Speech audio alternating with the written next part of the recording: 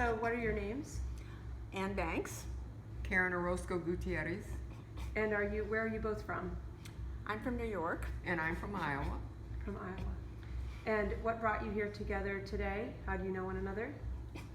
Well, Karen has been doing research for years, actually, genealogical research, to try to fill in the blanks in her family, who her great-great-grandfather was enslaved by my great-great-grandfather, right near here, A.J. Pickett. So I was on a website called Afrogenius, which helps African Americans do genealogical research. And Karen had put up a note saying, anyone who has information on A.J. Pickett. So I wrote and said, well, that's my great-grandfather. And we've been writing to each other ever since. How long has that been? Ever since? How long? Probably 6 months or so. Yeah, I came down here because, as she was saying, I have been researching the genealogical history of my great-grandfather for about 5 years, and there were some records that weren't available online, and that I was told that I would actually need to come down to the county and, go to the probate offices and the archives to find, because they weren't digitized. So that's the reason why I came down here. Is this your first day here together? Is this the first time you've met in person? Not our first day. We've been here. We've been here for a week, and Sunday was our first day that we met one another. What was that like? It was very nice. Yeah, it was. We went out to dinner, and we got to know one another, and so that kind of broke the ice, and it's really worked out. It's really great, yeah.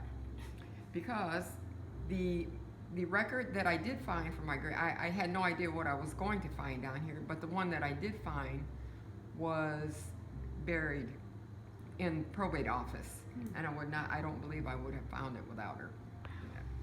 Yeah, because we didn't know. We were trying to find some actual documentation, and his name is Milton, that he had been enslaved on Pickett's plantation. He said that was in the oral history, but he wasn't in any of the lists of slaves that you had found. So it turned out that Karen found the first day, we were in the archives all day together, and then we went to the Pickett house on a tour, and then there was an hour left, and she said, I'm just gonna go back. So during that hour, when I went back to the hotel, she found this document which was of 17 slaves who'd been put in trust by A.J. Pickett for his wife.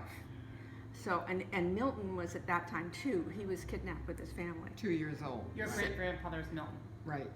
So he was kidnapped at 2 years old. Yes, ma'am. So I've written a proposal to write a story about the trip, and the proposal ended with, we don't know what we'll find when we're there in our research, but we will be sitting together at the table. So, because Oh my God. I'm a member of Coming to the Table. It brings together descendants of slaves and descendants of slaveholders, and encourages them to share family histories across racial lines. And I didn't know any of this. None of it. I didn't grow up in the South. I'd inherited these documents, this archive, and I stuck them in a closet, and this wasn't about me, and this was about the past. This was about something I didn't want to know about anyway. So then, kind of after the election and all the, Charlottesville and everything that happened, it seemed like that history traced back to the past. So I thought it's time to take these documents out of the closet and pull at the threads and see where they're going to lead.